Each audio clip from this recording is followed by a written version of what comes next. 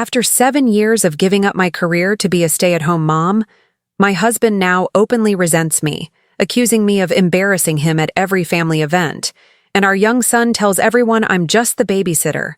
So I've quietly begun plotting a shocking comeback that will leave them both utterly speechless. Good. I don't do laundry anymore, I don't cook anymore, and I dress up every day to go shopping. However, the father and son are in a hurry. I was picking up Carter from Windsor Elementary when I ran into Lily Whitman's mom. Just as I was about to greet her, Carter jumped out in front of me, blocking my way. "This is our nanny. You don't need to talk to her." Then he turned to me and shouted, "You're embarrassing. Don't come to school looking like that." I looked down at my faded clothes.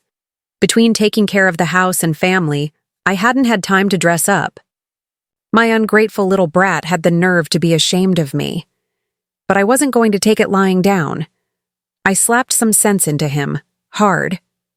Carter's face turned beet red. When we got home from school, I sat on the couch with a cold expression. I didn't cook dinner, didn't clean, didn't wash a single piece of clothing. Carter, as usual, didn't think he'd done anything wrong. He expected everything to continue like normal. "Mom, I'm hungry. Hurry up and make dinner," he demanded. I shot him a look and said, "Don't call me Mom. I am not your mom." I looked around at the dirty laundry and messy living room and sank deep into thought. It's been 7 years since I became a full-time mom. I gave up my job for Carter. Every little thing, meals, laundry, school, health, was all on me. But today, the way he acted made me realize all my efforts were for nothing. Why had I sacrificed so much when I refused to make him dinner, Carter lost it completely. He threw himself on the floor and started screaming, "I wasn't wrong. You don't even have a job. What's the difference between you and a nanny? I'm telling Dad." To my shock, Nathan frowned when he heard the story, and his eyes were full of disappointment. When he looked at me, "Why are you making a big deal over what a kid says? You promised him fried chicken today. No wonder Carter's upset." "Nathan, are you serious?" I couldn't believe it. "Your son has serious issues, and when I try to teach him a lesson, somehow, it's my fault?" Nathan's face showed nothing but annoyance. "Carter's just a kid. What does he know? But you've let him go hungry this long. That's on you." Carter smirked, glancing at me while he whined to Nathan about wanting fried chicken. Before the two of them could head out, I yelled, "If either of you walks out that door today, I'm done with this house." The only response I got was the slam of the door and the sound of their laughter fading down the street. I collapsed on the couch, tears running down my face. 7 years of my life, all for nothing. Every day I wake up early, cook, clean, take care of Carter, and do all the household chores. My workload wasn't any less than Nathan's, but now neither Nathan nor Carter appreciated me. Well, if they think I'm so embarrassing, I'm done. I'll spend my time and money on self-care and clothes. Let's see who misses me then. After making up my mind, I tossed Nathan's stuff into the guest room. There was no way I was sleeping next to that man for another minute. I called up Bianca and we made dinner plans. Nathan took Carter out for fried chicken, so I wasn't going to hold back either. After dinner, Bianca and I hit Rivercrest Shopping Mall. I had years of missed self-care to make up for. The newest skincare set? Bought. Trendy clothes and bags? Yes, please. Gym membership? Spa package? Got them both. Bianca watched me spend money like water, her eyes wide in disbelief. "Vivian, aren't you worried Nathan's going to lose it?"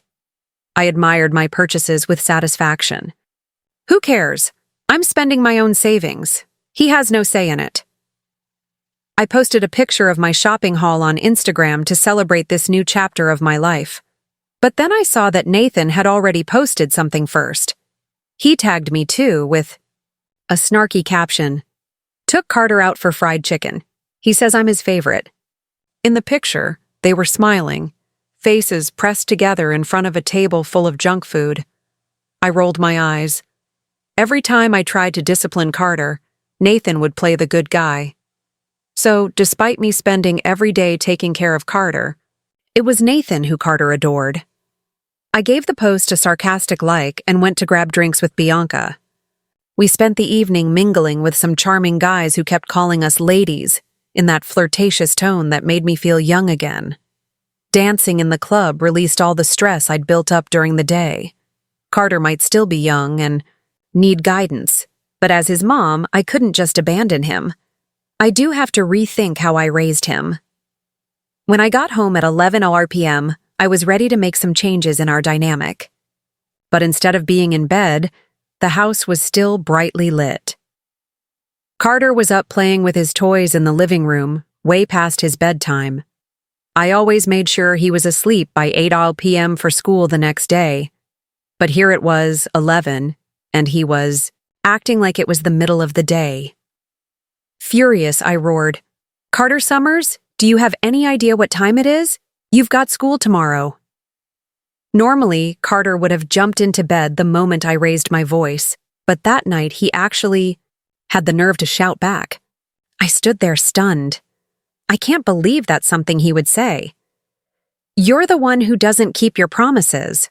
Why do I have to listen to you? You just sit around at home all day living off Dad's money. You're pathetic." This was the same child I devoted 7 years of my life to, and now he was lashing out at me like this. The first time he'd said something hurtful, I thought it was just his age. But now he was doing it on purpose. He meant every word. Tears stung my eyes. I couldn't believe I had given up my career, everything, for this ungrateful child. I stormed over and yanked him off the floor. "Say that again! Who taught you to speak to me like that? Who?" My voice was shaking with despair. Carter glared at me with nothing but hate in his eyes. I shivered. He started sobbing, but his words stayed harsh. "You don't do anything. My friends' moms aren't like you." I had reached my breaking point. After everything I heard from Carter, with those cruel and disrespectful words, I realized I didn't have the strength to continue living that life. It wasn't just him. Nathan had become complicit in this behavior, laughing behind my back, letting Carter disrespect me as if it were a game. I had devoted 7 years to that family, and all I got in return was contempt. That night, while Carter was finally asleep, I went to Nathan. He was sitting on the couch watching TV, completely oblivious to everything happening around him. I sat beside him, my heart pounding. It was time to end this once and for all. "Nathan, I want a divorce." He didn't even look at me. His eyes stayed glued to the screen as if I had just told him dinner was ready. I sighed heavily, already expecting that reaction. But what he did next surprised me. He laughed, a cold, mocking laugh as if I were the most ridiculous joke he'd ever heard. "You? Divorce me?" He finally turned his head, his eyes filled with arrogance. "Good luck with that. How do you think you're going to survive without me? You have no money, no job. You depend on me for everything." I stood frozen for a moment, absorbing the cruelty of his words. But instead of breaking me, they fueled me. Did he really think I was useless? That I couldn't rebuild my life? I took a deep breath and stood up, never breaking eye contact with him. "I'll survive, Nathan, and I'll live much better without you." He just shrugged, thinking I was bluffing. But I wasn't. That night, I made up my mind that I was going to change my life. The following weeks were tough. Nathan completely ignored me, as if he was waiting for me to give up on the divorce and return to our miserable routine. Carter continued treating me poorly, but I knew that came from his father's influence. Our relationship was strained, but something inside me had shifted. I decided I would no longer be the person who lived solely for others. I spent the first few days crying alone, trying to figure out what to do. No career, no support, and very little money.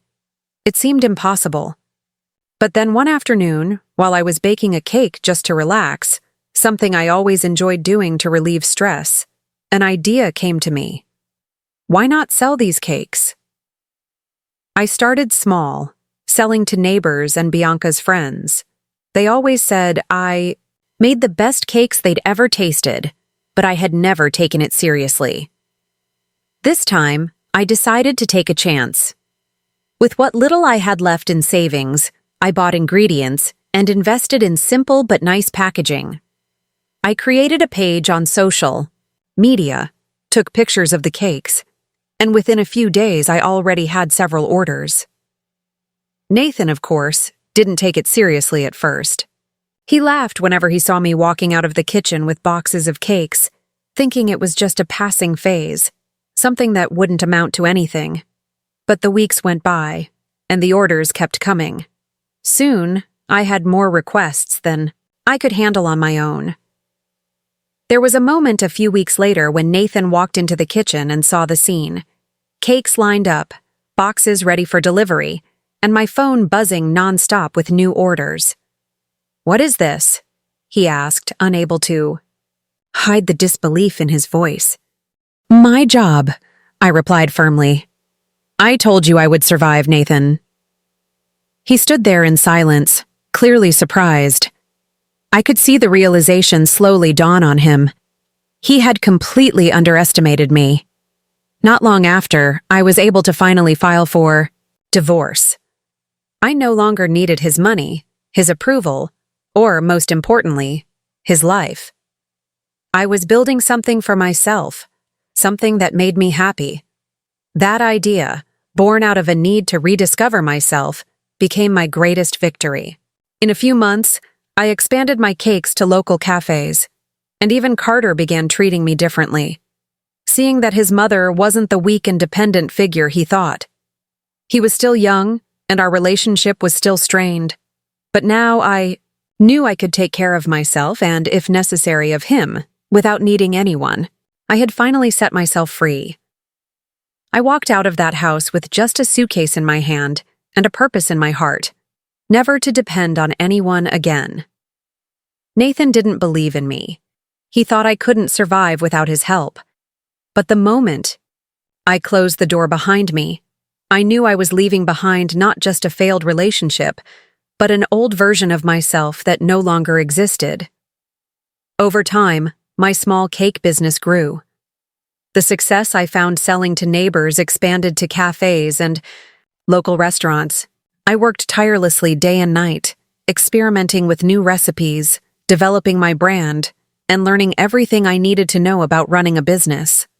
I couldn't afford to rely on anyone. I was doing this for myself and for Carter, who, despite being influenced by his father, was still my son and needed a better figure to guide him. Within a year, I opened my first bakery. It was called Sweet Victories, a personal reminder that every challenge I overcame was a sweet triumph. Customers came from all over, drawn by the flavor and quality of the cakes, and the shop quickly became a local favorite. With the money coming in from sales, I opened a second shop in another city, and before I knew it, I was franchising across the country. In 5 years, Sweet Victories had become a national chain. Each store represented a piece of my journey, a living testament to the fact that with determination and hard work, I could overcome any obstacle. The name, which had started as a personal symbol, now represented so much more. It was a victory over Nathan's contempt, over the years of being undervalued, and most of all, over my own doubts. At the peak of my success, something unexpected happened. I received a court summons. Nathan, broke and bitter, had filed a lawsuit against me. He was demanding half of the Sweet Victories brand, claiming that since we divorced during the business's growth, he was entitled to a portion. His audacity left me speechless. He hadn't contributed a single penny or effort to my success. On the contrary, he had tried to undermine and humiliate me, and now he wanted to profit from it. On the day of the trial, I was ready. The courtroom was packed, and the tension in the air was palpable. Nathan sat across from me with his lawyer, trying to look confident, but his appearance showed clear signs of financial ruin. When it was my turn to speak, I stood up, looked at the judge, and began what would be the most important speech of my life. Your Honor, everything I have achieved was with my own 2 hands. When Nathan and I separated, he told me I wouldn't survive without him, that I didn't have resources, that I depended on him. But the truth is, the success of Sweet Victories came from every cake I baked, from every sleepless night, from every tear I shed. Nathan didn't believe in me, he didn't support me, and he never took part in building this business. Today, he's not here because he believes he deserves half, but because he wants to profit from something he dismissed. He has no right to a single penny, not because of my pride, but because this is the fruit of my labor, my sweat, and I will never give that up. The courtroom fell silent. I could see the judge thoughtfully considering my words. Then he delivered his verdict. I won the case. Not only did Nathan lose the lawsuit, but he was also ordered to pay a fine for trying to claim something that wasn't his. However, when I heard the amount of the fine, something inside me decided I didn't want that money. I didn't need it. I wanted nothing from Nathan, not even to compensate for what he had tried to take from me. Your Honor, I decline the fine. I don't want a cent from this man. Everything I've built was through my own effort, and that's how I want to continue. Nathan stood there defeated while I walked out with my head held high. He had lost everything, while I had gained everything. But the money wasn't the most important thing to me at that moment. After the trial, I requested full custody of Carter. I knew that Nathan had been a terrible influence on him, and my priority now was to undo the damage. The judge, recognizing my dedication and the situation, granted me custody. I knew it would be a challenging task, but I was ready. I raised Carter with discipline, teaching him the value of hard work, honesty, and respect. It wasn't easy. He had been shaped by years of permissive behavior, but over time, he began to change. Slowly, he saw the kind of person his father truly was, and eventually, he realized how much I had fought for both of us. Today, Carter is a responsible young man, and Sweet Victories continues to grow, with franchises all across the country. Looking back, I see that all the pain, the tears, and the sleepless nights brought me to a place of peace, success, and pride. Nathan? He's long gone, bankrupt and with nothing left. But me? I have everything that truly matters. Even after all the hurtful things Carter said to me, I knew deep down that I could never abandon him. A mother never abandons her child, no matter what. He was young, influenced by Nathan's toxic behavior, but I knew that in time I could show him what true love, respect, and hard work really meant, and that's exactly what I did. Even when he yelled at me or compared me to other mothers, I persisted, raising him with both firmness and the affection he desperately needed. Over the years, our relationship changed. Carter grew up, matured, and began to see things differently. He realized what kind of man his father was, and slowly started to appreciate everything I had done for him. He understood that the tough choices I made were for his benefit and for our family. Today, we have a solid relationship built on mutual respect. During this transition, something wonderful happened in my life. I met a man who truly respected me, who saw me as his equal, and who stood by my side in every decision. We got married, and for the first time in a long time, I felt peace in my heart. He supported my business, encouraged my dreams, and together we expanded the Sweet Victories empire even further. The business grew in extraordinary ways. With each new store that opened, I felt a wave of satisfaction, knowing that every cake sold represented my journey of overcoming obstacles. And then something I never thought possible happened. I made my first $1,000,000. It was an indescribable achievement, not just for the financial success, but for what it symbolized. Every penny of that $1,000,000 was earned through my hard work, dedication, and the courage to start over. With the success of my business came invitations to speak about overcoming challenges. Today, I travel the country, sharing my story, inspiring women and men who are going through difficult times, showing them that with determination and resilience, it's possible to turn your life around. Every speech I give reminds me of everything I've been through. But now, when I tell my story, there's no pain, only pride. As for Nathan, I never spoke to him again. I decided to cut all contact. There was nothing left to say, and our story was in the past. But every now and then I hear news about him. I learn that he lost everything, homeless, without an income.